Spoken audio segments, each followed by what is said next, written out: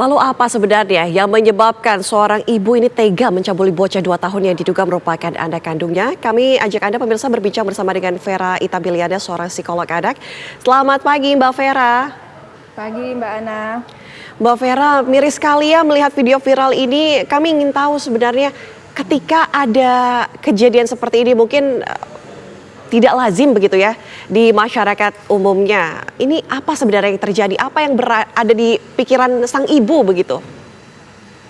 Oke Mbak Ana, sebelumnya kalau nggak diminta TV One pagi ini saya juga agak males yang ngikutin beritanya karena benar-benar di luar batas akal sehat ya gitu ya. Seorang ibu yang diharapkan bisa menjadi pengasuh, pelindung anak dari segala macam hal-hal negatif di luar maupun di dalam rumah gitu ya, ternyata justru menjadi predator di sini. Jadi ya ini betul-betul di luar akal sehat ya gitu.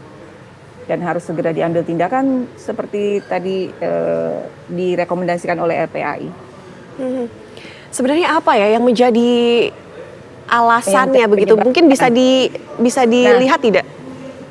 Kalau ditanya apa penyebabnya yang menyebabkan seorang ibu bisa melakukan hal itu, satu ya mungkin kita perlu pertanyakan dulu nih ya, bagaimana fungsi mental si ibu, fungsi berpikirnya, apakah memang selaras dengan bagaimana seharusnya gitu ya, kesehatan mentalnya si ibu seperti apa, banyak faktor yang harus dilihat dulu gitu.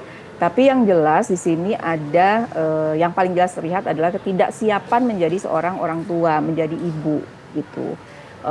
Nah kalau ditanya kenapa dia tidak siap menjadi ibu, tentu banyak faktor juga di belakangnya gitu ya. Kenapa seseorang, kalau nggak salah kan usianya baru di awal 20 ya. Kenapa seseorang di awal usia yang kita sebut emerging adulthood, di mana dia harusnya mungkin bekerja atau melanjutkan pendidikan gitu ya. Tapi ini sudah memiliki anak usia kurang lebih 2 tahunan gitu. Nah ini tentu banyak faktor di belakang itu. Menurut saya sih kita tunggu aja hasil investigasinya seperti apa. Jadi perlu ditelaah dulu nih kenapa seorang ibu sanggup melakukan itu. Apakah memang ketidaksiapan tadi menjadi seorang ibu? Apakah si ibu ini juga menerima perlakuan yang dalam konteksnya kekerasan seksual juga sebelumnya?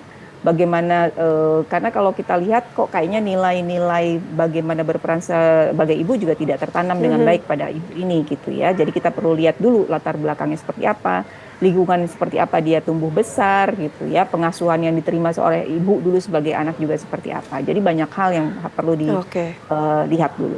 Oke, Mbak Vera, begini, dampaknya terhadap sang anak ketika sudah dilakukan hal seperti ini yang tadi kita sama-sama setuju ya, di luar nalar, di luar akal sehat ini.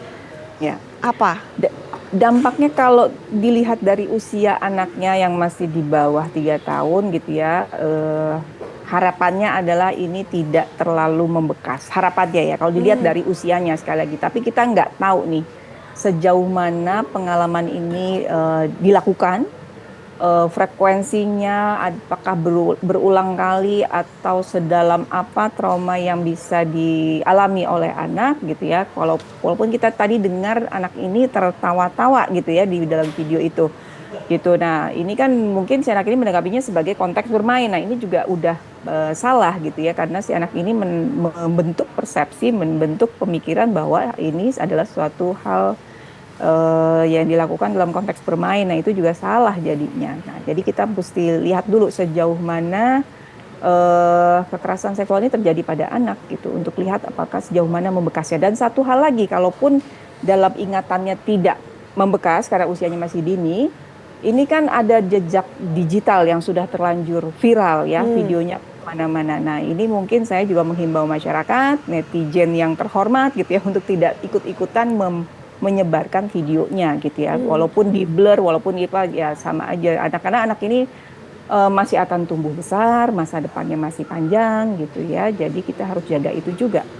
Oke, Mbak Vera, ketika tadi ada katakan ini menarik, ingatannya mungkin tidak terpatri ketika masih di bawah 3 tahun begitu, tapi kalau misalnya kita lihat anak saja, kalau misalnya dia ingat satu tempat, ini tempat bermainnya begitu, dia akan ingat terus begitu, walaupun baru sekali loh Mbak Vera. Ini sebenarnya seberapa kuat ingatannya ketika misalnya sudah sampai ke dalam memorinya dia?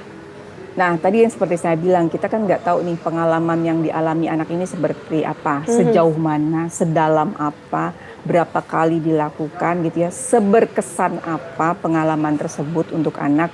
Berkesan tuh bukan hanya berarti dalam arti kata positif ya, berkesan bisa menjadi hal negatif gitu ya. Apalagi kalau si anak ini nanti bertambah usianya, tentu pemahamannya berubah gitu ya, pemahamannya dengan apa yang terjadi itu berubah gitu. Kalau sekarang kan mungkin pemahamannya adalah oh ini kayak bermain, tapi nanti bertambah usia dia tahu oh ini salah, ini nggak boleh dilakukan. Nah, pemahaman yang berubah juga mengeluarkan emosi yang berubah gitu, yang emosi yang berbeda gitu.